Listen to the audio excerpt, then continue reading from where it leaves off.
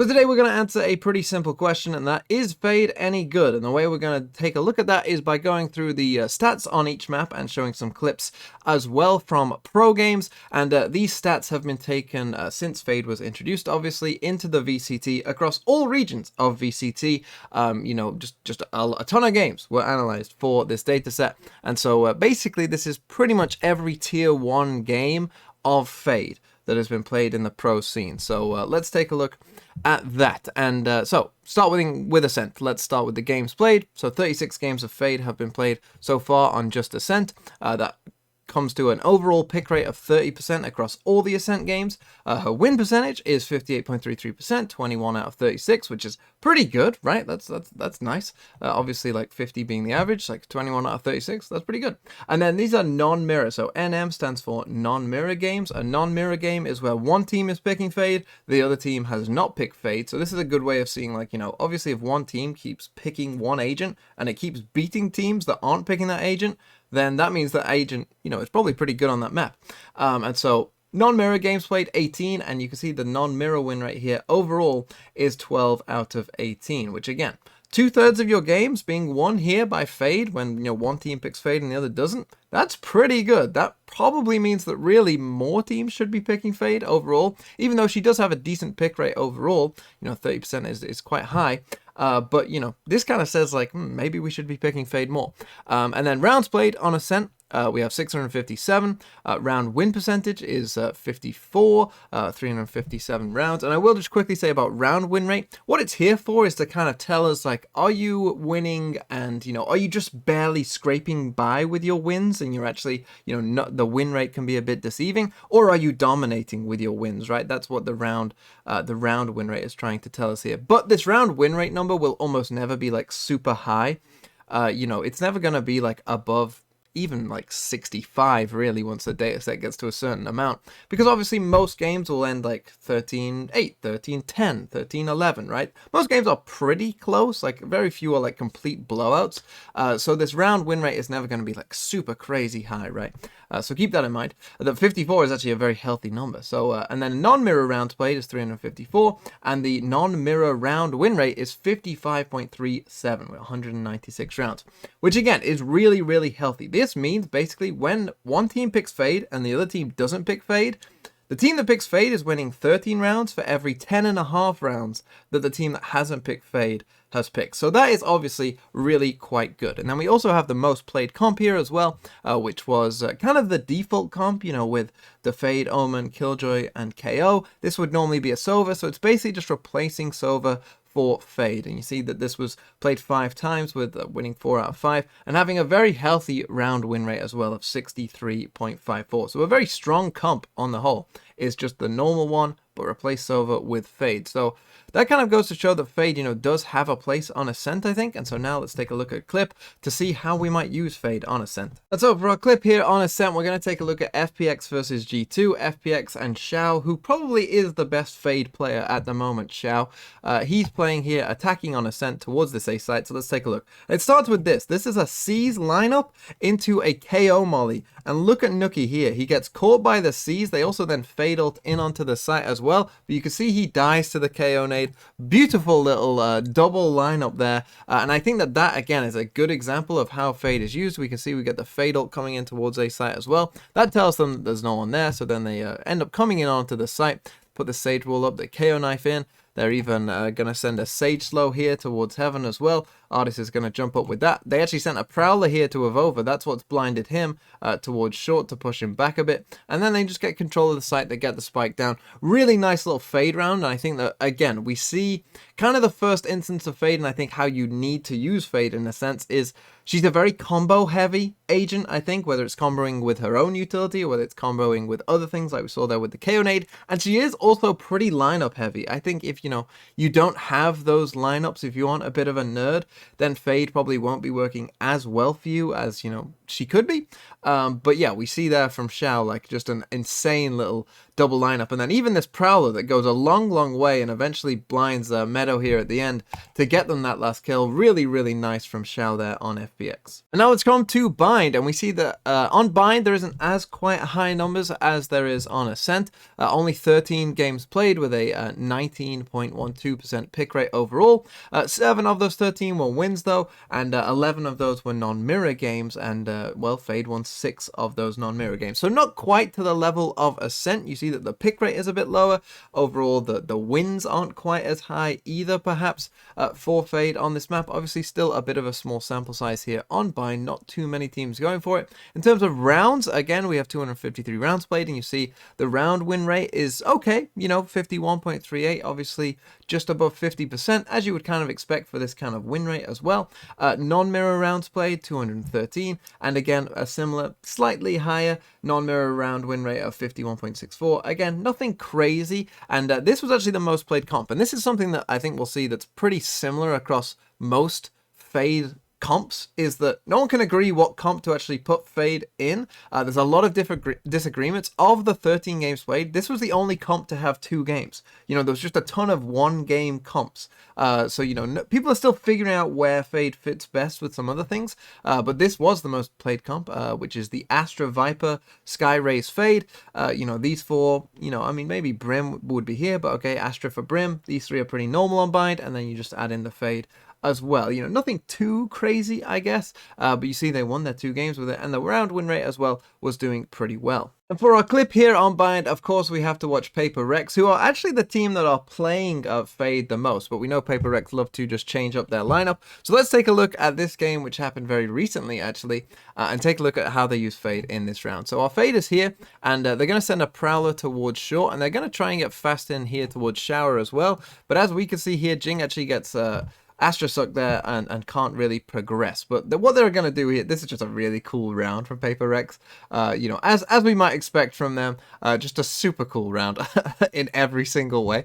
But what we're going to see here is the use of Fade with the Yoru. Of course, they use the Yoru. So what they've got here is they've got a Haunt and Seize lineup going together, right? And what Forsaken's done is he's just sent his Gate Crash down here, and this Haunt is going to land pretty much on this ping here, right? So let's take a look. So they're going to throw both the Haunt, which is going to land in here. We actually see that they get a kill, these 2 players, in towards Shower. So there lands the Haunt, and it doesn't see anyone, right? No one is there. And so that is kind of the go signal, and also it doesn't get destroyed either. So that's kind of the go signal for Forsaken to be there. So the Seize doesn't really hit anyone, right? But obviously Jing has died here, so they know that there are people in Shower. So now what they do is just insane, because they're going to go for a Brim plus Breach ult towards Shower. So there's the Brim ult, it's coming into Shower just here, and now they're also going to Breach ult. And these 2 players were just absolutely screwed. Like, what do you do? Because they're coming from both sides of Showers, right? You had Mindfreak pushing in from the normal entrance of Showers, and Forsaken coming from behind. Just absurd.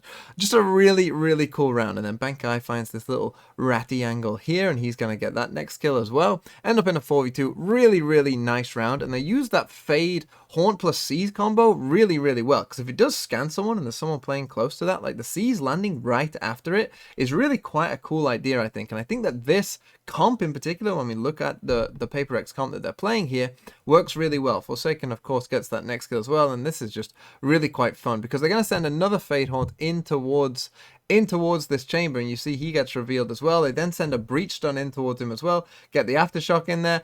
They actually go for the knife, and they do find the knife because they're Paper Rex. So yeah, this is how Paper Rex are currently playing. It's absurd, but it's a lot of fun. And now let's come to Breeze. And on Breeze, you know, I don't think many people expected Fade to be played a lot on Breeze, and that has played out because only 4 games of Fade have been played on Breeze, which is only a 5.41% pick rate. And only one of those games was won, and they were all non-mirror games, so this is all the same, right? Rounds played and only 40 out of 90 rounds won, so 44%, and again, this is all non-mirror games, so it's just the same. The most played comp was the sort of normal comp, I would say, with these 4, but just replacing Jet with Fade. So you're not replacing Sova in this instance most of the time. Instead, you're replacing with Fade, but again, this was only 2 games, you know, where they won 1. So this comp did win the 1 game that Fade won, but you see the round win rate not too high either for this comp. So yeah, not too much to speak about on Breeze, and I think that is, you know, quite obvious as to why. And for our clip here on Breeze, we're going to quickly come to TSM versus NRG, and we see here straight away this Prowler, and we see some of the limitations, right? And I don't think I'm breaking anyone's mind here that's saying, like, Fade struggles here with in terms of just the range, right? That this Prowler sees the left-hand side and anything pushed up, but doesn't check this right-hand corner either. And then we're going to see, as we run this round forward, this Prowler does see the Chamber who TPs out. We get the Fade ult onto site,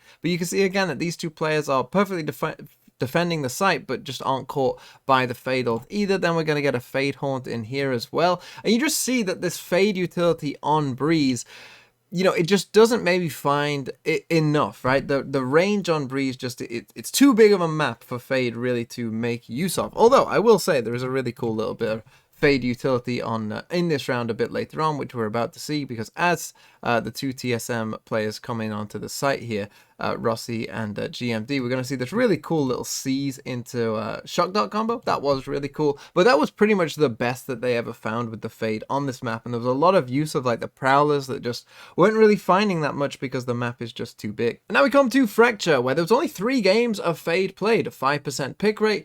They were all non-mirror games, only one of those games was won, so this is all the same as well. 66 rounds played, only 31 rounds won, so 46, almost 47%, which actually probably higher than you might expect for that. But anyway, yeah, not doing too great. This was the one comp that won, which was actually FPX versus G2 here with the non-breach comp on Fracture, which is quite weird. But let's take a look at a clip from that game. And so for our clip here on Fracture, let's come to round number 15, and we have Xiao on the Fade again. And what he's going to do is he's going to throw a little haunt here. This is going to be a really cool round, I would say, on the whole. From FPX, we get this really high looping knife, and then they're going to Omen Flash this to clear a bit of space, but they're going to use this Fade Haunt that just comes in here to clear sand for them, and that allows them to kind of attack sand. And then we see the Prowler coming down A main to check no one's close there as well, and so now they have control kind of A main. We get the second Prowler coming out as well, just to get control kind of sand. We have A main, we have Artist coming from Dish, like it's a nice little split, and as they come in onto the site,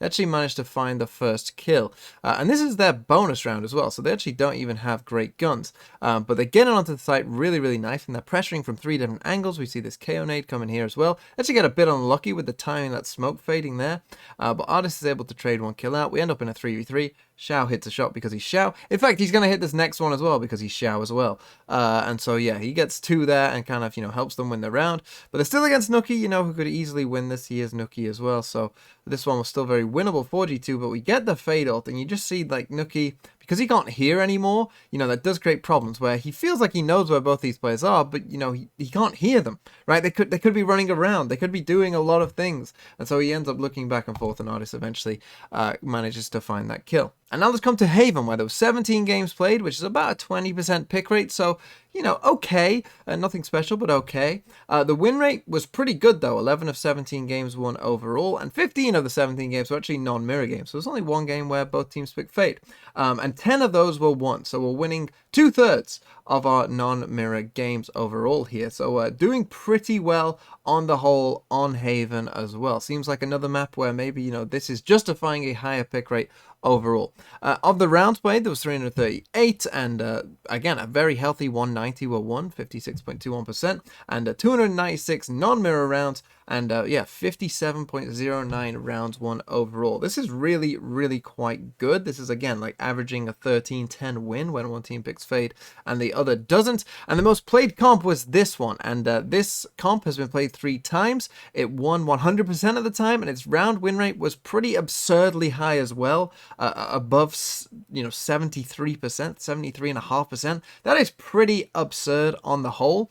That is a really high round win rate. But I think that this comp makes the most sense. Of all the comps that we've kind of looked at, this is the one that I think, like, yeah, I can see why this comp is doing so well, because you have a lot of combo potential, right? You have the Fade plus Breach, right? You reveal them, you stun them, you nade them, they're dead, right? You have the C's plus the nades, right? Or C's into Aftershock or stun, or like, there's just a ton of things, right? And then even if one of your Breach or Fade dies, the Astra kind of also helps replace some of that as well, with obviously her own stun and potential suck combos as well. It seems like this is very obvious in kind of, you know, you just have a ton of the same thing, right? You just have a ton of, like, stick them in an area, like find where they are, and then if they're in a corner, you just trap them there, and then you kill them with like a raise nade or a raise ult or a breach aftershock, right? Like, you can see why this comp would be so strong, and it's no surprise to me that Optic ran this comp against C9. And we're going to take a look at Optic versus C9, and we'll start with round 12, where Optic are on the attacking side here,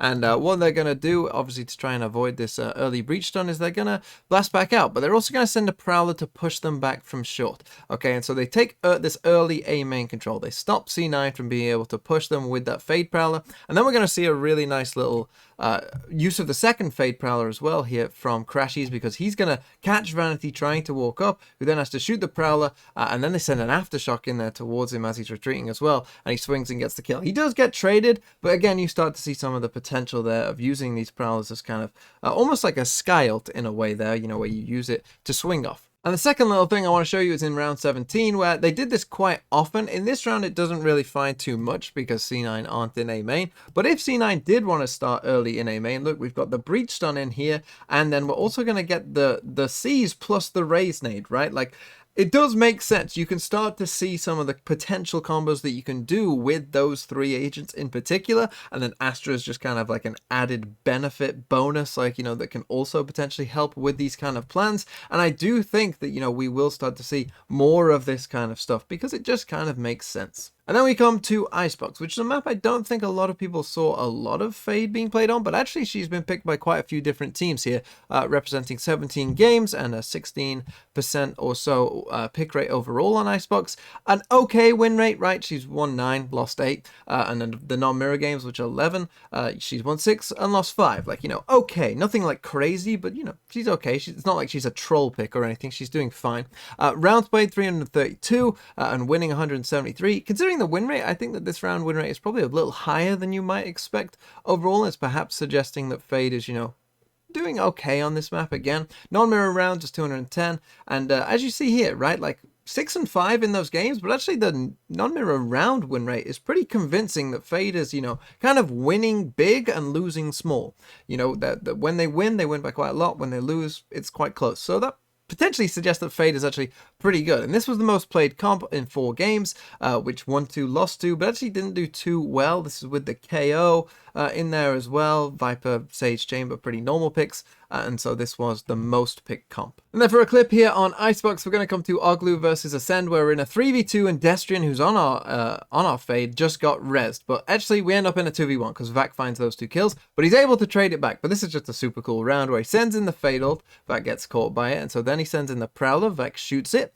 But then we're going to get the Haunt as well, which reveals him, and unfortunately this box just isn't spammable, so he can't quite find that kill. He then sends in the Seeds, and this is really cool because Vac needs to plant the spike, right? But because he's now deaf, he doesn't realize that, you know, maybe Destrian would be able to wrap that all the way around and just keep running around there. And so he's able to find that last kill as well. Really nice round from Oglu. And I think we see there what Fade really is designed for. And, you know, just spamming that utility all at once, just comboing it all together and, you know, causing a nightmare there really for Vac. And then our final map is Split, where there was only 6 games played of Fade as well, representing a 12% pick rate. But only 2 of those were wins, 4 non-mirror games. Only 1 was a win. 120 round played overall, only 56 wins.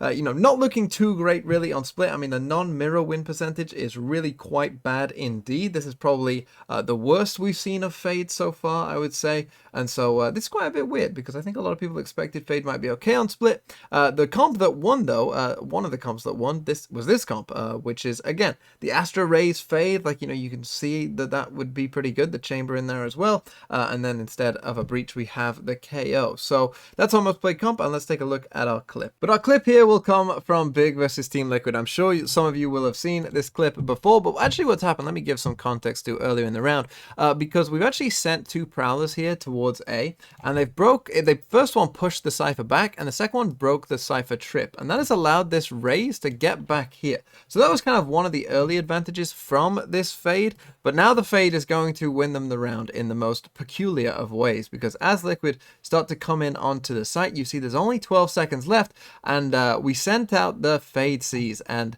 Link gets hit by the Seas, and so he goes to try and plant, but he keeps getting dragged back off the spike. The Raze ults as well. Link tries to throw the spike to his teammates, but he dies to Twistin's ult there, who then just runs away merrily as they win the round on time. An absolutely absurd, crazy, weird round. I don't think we'll really see much like this ever again, that it was so perfectly placed to stop Link from planting there, but it was a very funny round. And so now let's take a look at the overall stats in my dataset. So Fade has played 96 games overall across all maps. That's an overall pick rate of 17.14%, with a win rate, a very healthy win rate of 54.17%. So 52 out of 96, pretty good on the whole. Of those games, 66 were non-mirror games. And again, a very healthy non-mirror win rate overall of 56%, 37 out of 66. Pretty good on the whole, I will say. So that's 1,856 rounds, with 977 being wins. Again, pretty decent. And 1,253 non-mirror rounds,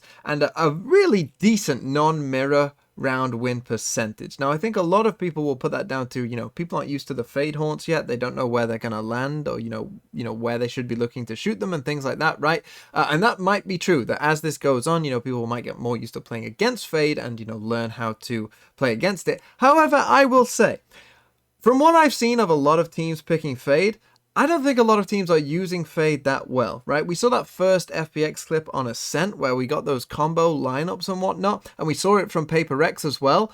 It's not a surprise to me that, those are the teams, like some of the best teams in the world, seem to know how to use Fade with like combo lineups and, figuring out stuff like that. They seem to know how to be using Fade and have a pretty good win rate with her, whereas I've watched a lot of teams that are just kind of, using Fade in a very bog standard, almost on her own way, and I don't think that works. And I think as we get forward as well, more teams will learn how to combo with Fade also. So I do think that, Fade is just a good agent overall. I think the win rates tell her that she is a good agent. She's here to stay, and considering the Initiator class, is so good, I think that, she's come in and she's at least competing with those other initiators, and in some cases on some maps is actually a very good pick indeed.